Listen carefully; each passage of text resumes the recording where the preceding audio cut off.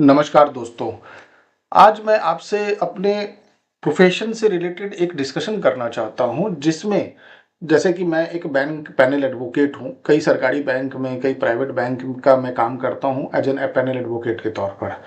उसमें जो मैंने इस बार और इस बार से पहले भी कई बार से मैं ये बहुत ही गहराई से नोटिस करते जा रहा हूँ कि जो बैंक के द्वारा दिया हुआ लोन है, वो कई कैटेगरी में होते हैं। उसके जो नेचर ऑफ लोन है, कई होते हैं।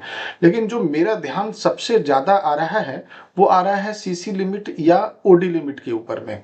तो आज मेरा जो ये वीडियो है, वो सीसी लिमिट या ओडी लिमिट के ऊपर में है।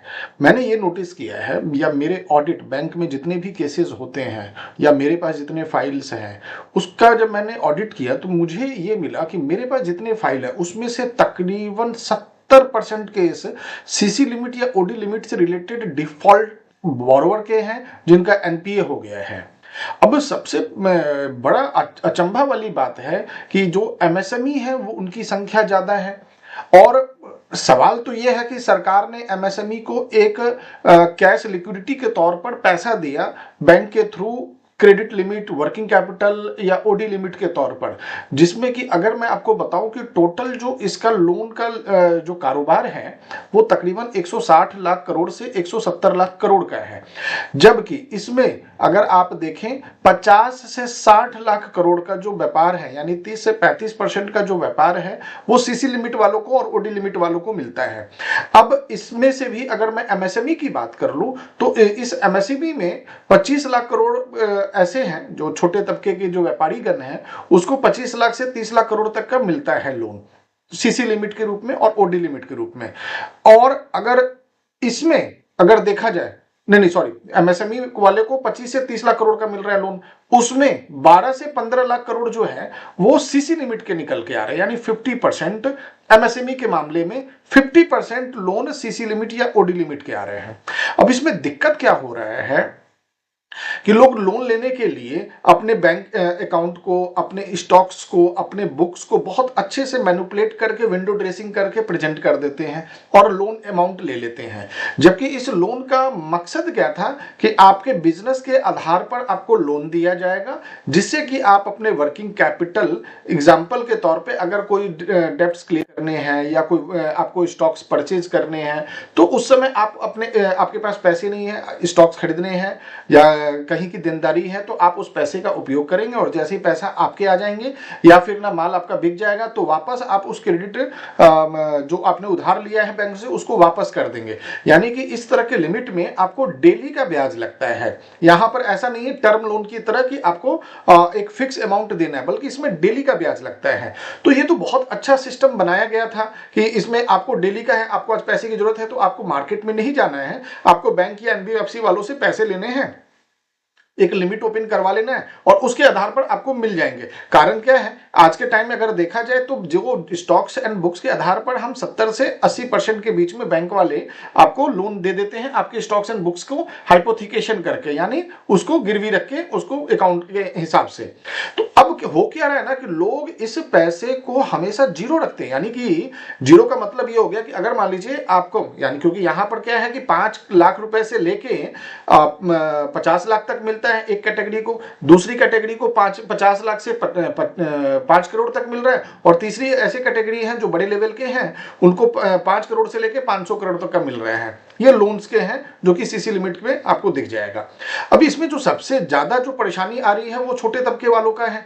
जो सबसे ज्यादा केस है इन दो कैटेगरी में है, जो 5 लाख से लेके 5 करोड़ तक वाले में है। ये क्या कर रहे हैं कि ये सीसी लिमिट को उस तरीके से यूज ना करके इसे अपना पैसा मान के काम कर रहे हैं, जिसका परिणाम क्या हो रहा है कि इनका बिजनेस पूरा का पूरा लोन पर टिका हुआ है। अगर ये देखिए कि सीसी लिमिट का जो रेट ऑफ इंटरेस्ट हो रहा है वो 10% के आसपास में निकल के आ रहा है। अब अगर आप ये सोचिए कि सालाना 10% अगर आप ब्याज ही दे देंगे तो आपको आपका मुनाफा कहां से हुआ, क्योंकि आप तो परमानेंट आपने 10% तो अपना फिक्स कर दिया सालाना इनकम का। अगर सारे खर्चे भी माइनस कर दिए जाते हैं तो आप अगर अपने प्रॉफिट को देखा जाए तो किसी भी व्यापारी का प्रॉफिट आज के टाइम में 15, 20, 25, 30% से ज्यादा नहीं हो रहा है। उसमें से 10% तो आपके यही फिक्स हो गए हैं, तो आपने अपने प्रॉफिट मार्जिन को कम कर लिया है और ये कर्जा आपका परमानेंट है। कितने लोग तो ऐसा मैंने देखा है कि जो सीसी लिमिट का पैसा यूज करते हैं अपने पर्सनल एक्सपेंसेस के रूप में या पर्सनल इन्वेस्टमेंट के रूप में। मान लीजिए कि उन्होंने जमीन खरीद लिया, उन्होंने कोई प्रॉपर्टीज ले लिए, या उन्होंने कोई फ्लैट्स में एडवांस दे दिया। यानी आप अपने बिजनेस को इस तरह से मिसमैनेज करके चल रहे हैं, बाद में नतीजा क्या होता है? नतीजा आपका एनपीए के तौर पे होता है, क्योंकि आप पेमेंट नहीं कर पाते, बैंक फिर आपको एनपीए लिस्ट में डालता है और वो फिर कोर्ट कचहरी का चक्कर चालू हो जाता है। तो मैंने जो देखा है कि इसमें बिजनेस साउंड, मतलब जो एक समझदारी वाला बिजनेस होता है, वो भारत के जो मिडिल क्लास हैं, जो छोटे तबके के जो व्यापारीगण हैं, वो इस जाल में फंस जा रहे हैं। वो इस चीज को मैनेज नहीं कर पा रहे हैं कि वो सीसी लिमिट को यूज उनको कैसे करना चाहिए। और इसका परिणाम क्या हो रहा है कि अदालतों में, कोर्ट्स के अंदर में इस तरह के एनपीए के केस, इस तरह के डीआरटी में आप चले जाइए, आप हाईकोर्ट में चले जाइए, इतने केस पड़े हुए हैं कि आप पूछिए मत। आप लोन के पैसे से इस कदर आप ना अपने मितव्ययिता या फिजूल खर्ची करते हैं, जिसका परिणाम है कि आप लोन को, पैसे को चुका ही नहीं पा रहे हैं। आप परमानेंट लोन पर बैठे हुए। एक हेल्दी बिजनेस कभी भी आपके वॉल्यूम से नहीं, आपके मुनाफे से माना जाता है। तो हेल्दी बिजनेस का काम कीजिए, आपके ऊपर में डेप्ट जितना कम होगा, आपकी बैलेंस शीट उतना अच्छा माना जाएगा। अगर बैंक आपका लिमिट बढ़ाता है तो आपको खुश होने की जरूरत नहीं है, क्योंकि वो कर्जा बढ़ रहा है। ठीक है, कर्जा पे आप बैंक के पैसे से आप कमा रहे हैं, अगर वो पैसा नहीं रहता तो आप कमाते नहीं। एक लॉजिक ये भी समझ में आता है। लेकिन मुझे ये बताइए, ऐसा हम कौन सा कमाई कर रहे हैं जिसके कारण हम ना बैंक का पैसा हम सधा ही नहीं पा रहे, हम उनके पैसे को वापस ही नहीं कर पा रहे। वो पैसा एज इट इज मेरे सर पर पड़ा हुआ है, वो लोन एज इट इज मेरे सर के ऊपर में है और मैं एनपीए में चला जा रहा हूं। अगर आपकी स्ट्रेटेजी इतनी ही अच्छी है तो मैं आपको बताऊं कि एनपीए का केस जो आरबीआई के डेटा के हिसाब से अगर देखा जाए पूरे इंडिया में, जो एवरेज एक एनपीए के मैटर होते हैं वो 2 से 4% के बीच में एनपीए नहीं होता है, बैंक वाइज होते हैं। लेकिन अगर उस 2 से 4% आरबीआई के डेटा बोलता है कि एनपीए होने चाहिए या इतने हो जाएंगे, एक आंकड़ा अभी तक के रिकॉर्ड के हिसाब से।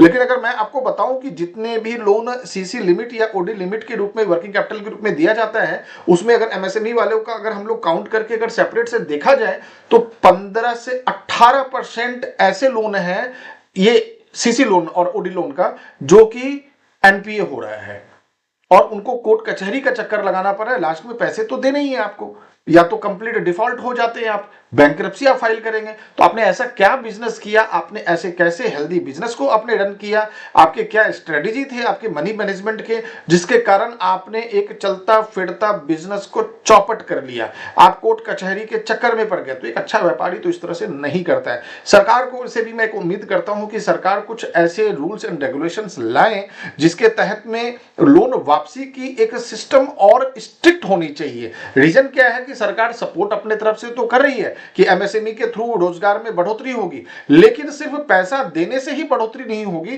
पैसा का सही उपयोग हो रहा है कि नहीं हो रहा है, जिस पर्पज के लिए पैसा दिया गया है उस पर्पज के लिए पैसा यूज हुआ है कि नहीं हुआ है, इसकी ऑडिट सरकार को करनी चाहिए। इवन बैंक वालों को भी समय समय पर जाकर उनके स्टॉक्स को, उनके बुक्स को चेक करना चाहिए, जिसके कारण वो उस पैसे का गलत इस्तेमाल ना कर सके और नकेल कसा जा सके। कारण क्या है कि कोई भी हाईवे अगर बनता है और अगर आपकी गाड़ी में तो 200 की स्पीड दिए हुए हैं, इसका मतलब ये नहीं है कि आपको 200 का स्पीड पे गाड़ी चलाना है। अगर ब्रेकर नहीं होगा तो एक्सीडेंट तो पक्का है, क्योंकि ड्राइवर को नहीं समझ में आता गाड़ी चलाने के टाइम में कि उसे कहां रोकना है और कितना स्पीड को मेंटेन करना है। गाड़ी चलाते चलाते और स्पीड बढ़ाते बढ़ाते वो इस लेवल पे पहुंच जाता है कि वो गाड़ी उसके कंट्रोल के बाहर हो जाता है और एक्सीडेंट की संभावनाएं बढ़ जाती है। तो ब्रेकर के तौर पर उनके अकाउंट्स का ऑडिट का सिस्टम और उनके पेमेंट के शेड्यूल को थोड़ा सा सख्त करना चाहिए, जिससे कि कोर्ट के ऊपर में भी बर्डन कम हो और पब्लिक का जो पैसा बैंक के रूप में जो एमएसएमई और दूसरे व्यापारीगण को दिया गया है वो उसका नुकसान ना कर सके अपने गलत फाइनेंशियल प्लानिंग और मैनेजमेंट के कारण। तो दोस्तों मैं यही बोलूंगा, मनी मैनेजमेंट बहुत इंपॉर्टेंट है। कर्जा आपको खत्म करना चाहिए और बैंक के लिए काम नहीं करना है, आपको अपने प्रॉफिट के लिए काम करना है, बैंक को ब्याज देने के लिए काम नहीं करना है। तो कर्जा कम से कम ले, अगर कर्जा ले रहे हैं, कोई भी अगर ले रहे हैं तो आप उसे सधाने के भी एक सिस्टम और डिजाइन होने चाहिए आपके मॉडल पेमेंट के, जिससे कि आप उसका उपयोग सही से करते हुए अपने बिजनेस को प्रॉफिट में ला सके। नमस्कार दोस्तों।